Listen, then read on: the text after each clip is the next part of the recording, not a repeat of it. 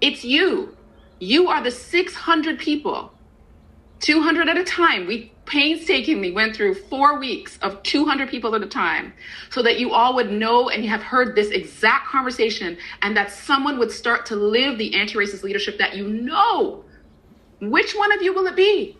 Which one of you will it be to do it and then say to the super, to the AD, to the D, you know what I'm saying, right? Associate director, director's office. You made me sit through 4 weeks and now you're not backing me on this thing. Who is going to be brave enough to do it? Which one of you, right? Don't look at me. I'm telling you what the facts are, the truth is, and what the problem is. I'm telling you even the pathway to the answer. Are you going to do it? And this is, so it's a really, to Bruno's point, it's actually really ridiculous. Like all 600 of you will have heard the same thing. What are you going to do with it, right? There's nothing higher than you. You are 600 of the highest ranking staff in TDSB. There's nothing on top of you. Your board has been trained by me. There's nothing stopping you. I'm asking you, the community's asking you to go for it. And if you're not going to go for it, be honest about why not. And then to the senior leadership that are present, these are folks that are saying, hold me accountable. They're begging to be held accountable. That's what I'm hearing. They're saying, I don't want to do this anymore. Now I need something to change. So they're begging senior leadership to hold us accountable. Will senior leadership do it? These are the questions, but that has nothing to do with me, right? It really doesn't. Richard, go ahead. Yes, thank you. I just want to make a comment about the Canada-US thing, and I have a little bit of a challenge of it. I did my student teaching in the US and have spent a lot of time in the US. And to say here, honestly, that Canada is not a more just society than the United States is, and we talked about facts and figures. I invite everyone here to do some research, and you look at things. Yeah, absolutely. And look at things like education, and look how more you think about a system we have in Ontario where every student is funded equally. You go to the United States, they're funded based on their tax base, right? And I see you're shaking your head, but I taught in Buffalo. What I'm saying, sir, is that why I'm shaking my head is that it absolutely matters what community you live in Ontario. That's not what I said. What I said was... I'm not arguing with what you said. Yeah. But what I'm saying is, because I'm talking about the principle of your point. Yeah. It's not about what you said. This is not a court of law. The principle of your point is that you can base it on, well, they have this tax system, and that's true. What I'm saying to you is that what racialized people experience in this province is that it absolutely matters where you live. So the fact of the tax system is not untrue. What you're saying is not untrue, but how it's lived out in Ontario is not as you say, is all I'm saying, is that the Jane and Finch kids are not having the same experience as the Forest Hill kids. They're just not. And that's despite our equal laws. So in that way, it's worse because we have fake equality, or in the name of that equality, kids are still experiencing systemic inequities. So that's the point. I understand when I hear what you're saying, right? However, I think to ignore that fact, right, that we talked about here about, capitalism, socialism, we're very happy here. We have a public education system where everyone is funded the same way. It's not like that in the United States. We have a healthcare system here where everyone has access to healthcare. It is not the same way in the United States. So to sit here and say, all honesty, we're talking about facts and figures, and to walk into the classroom tomorrow and say, Canada's just as bad as the United States, I think we're doing an incredible disservice to our learners. Disservice to our learners. And again, that's what I want to say that, right? Thank you so much. Right. What I'm finding interesting is that in the middle of this COVID disaster, where the inequities in this fair and equal healthcare system have been properly shown to all of us. I mean, so it's just so what's fascinating is, and this is why we're in this place that we're in, is that you think, so we're here to talk about anti-Black racism, but you and your whiteness think that you can tell me what's really going on for Black people? Like, is that what you're doing? Because I think that's what you're doing, but I'm not sure. So I'm going to leave you space to tell me what you're doing right now. Exactly. I just wanted to make the point. You were talking about the United States, Okay. and I just want to do a comparison. And as I said, you talked about facts and figures, and in listening to the facts and figures. And I think if everyone here looks at the facts and figures and all kinds of studies, and you will see we're a far more just society. We have room for improvement. Absolutely. Are we racist and everything? Absolutely. Richard, this is Andrew from KOJO Institute. Yeah. Just to back up everything that Kike has been saying, we're not here to compare. We're not here to say this is worse than the next one. And listen, just, we hear what you're saying, but facts and figures, who did these studies, right? Fair to whom, just to whom? A Black or Indigenous student in the TSB has the same access to education as a white student, but they don't have the same outcomes, right? Disproportionately affected by streaming. In-school suspensions which are not tracked by the ministry appropriately, all kinds of other metrics. So I hate to disagree with you in this forum, but it's just not relevant what you're bringing up. And unfortunately, the experience of Indigenous, Black, and racialized students in the TDSB, probably in whatever school you lead, are just not good enough. And that's just the reality. So I think if we want to be an apologist for the United States or Canada, this really isn't the forum for that. Thanks, Andrew. We're going to move forward towards the end of this. What I would say is the teachable moments happen all around us, and as long as we are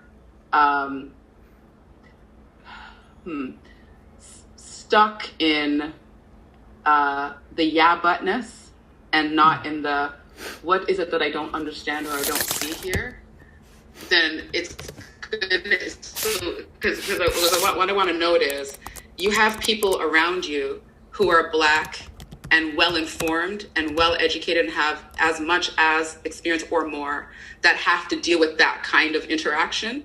Y'all aren't going to get far. Y'all need to, part of this work is listening to Black people. That has to be a part of it. And really, and if you don't understand what's being said, then ask questions. But when people come with a particular tone and narrative and attempt to shut down the grace that the Black community is showing us by even bothering to tell us, we're shutting down the opportunity to learn better and different. That's what I would say. So, what is not your personal experience, remember, as white people, there's a whole bunch going on that isn't your personal experience. It will never be. You will never know it to be so. You will never know it to be so. But so your job in this work as white people is to believe and if what you want is clarification, ask for that. Truly, in truth, not with the foot in the but I'm going to tell you how you're wrong. It's the help me understand further, please, because I actually don't know. And so I think that one has to really question a number of things. I think this was a profound and appropriate teachable moment.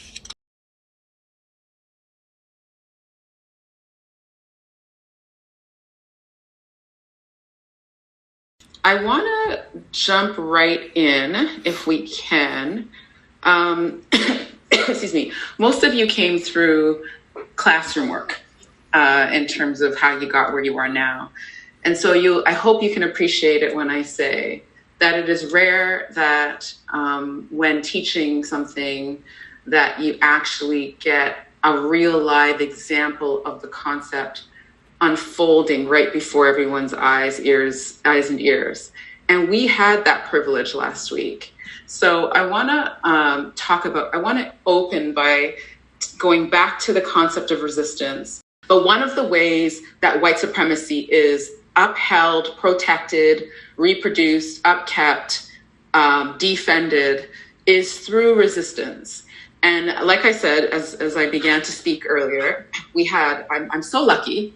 Who would have thought my luck would show up so well last week, that we got perfect evidence of a wonderful example of resistance that you all got to bear witness to. So we're going to talk about it because, it doesn't get better than this. Let me just see what my next page is before I turn. And we know that we need to get really good at dealing with resistance. So we're going to talk about that next. I talk about obfuscation. is that the conversation, there was an attempt to derail the conversation, right? Because what I was actually speaking about and saying, we have it on tape, as you all know, we record these, was actually not what was taken up in the argument, right? So there was a sub-argument, like a parallel other whole conversation that was happening where facts were presented. But the intention about the facts was to discredit the point that I was making.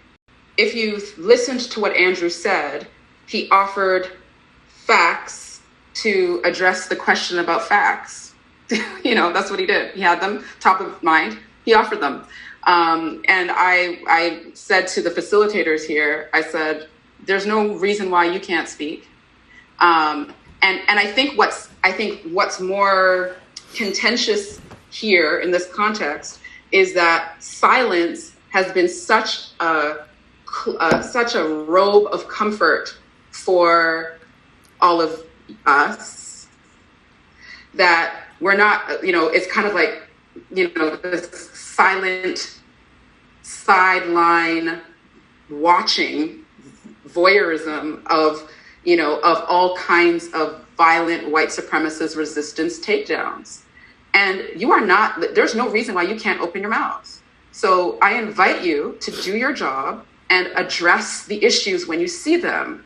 And in particular, if you notice, bear witness to, observe adults or children or youth being accosted by white supremacy, I would hope that you would not choose silence in that moment.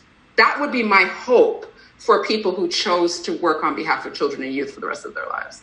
But we know the good Canadian way, right? And this is actually further part of my point about what the experience is of life in Canada versus life in the US as a Black person. And one of the things that Canada has going is its monarchy-like, polite way of existing, right? So no one wants to be rude, even in the face of white supremacy. Nobody wants to be rude. Permission, control the systems and the solutions. This is what you saw last week, right? I'm going to control what you will and won't say. I'm going to control how you even capture what the problem is. That's not the problem. This is the problem, right? I'm going to give you permission about how you define the problem and what your solutions are. This is the operations of white supremacy, and you saw it with your own eyes.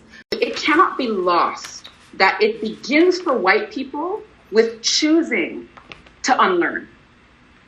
That's where this all begins for white people, is choosing to unlearn. And where that choice is opted away from or out of, it is then on the institution to respond accordingly.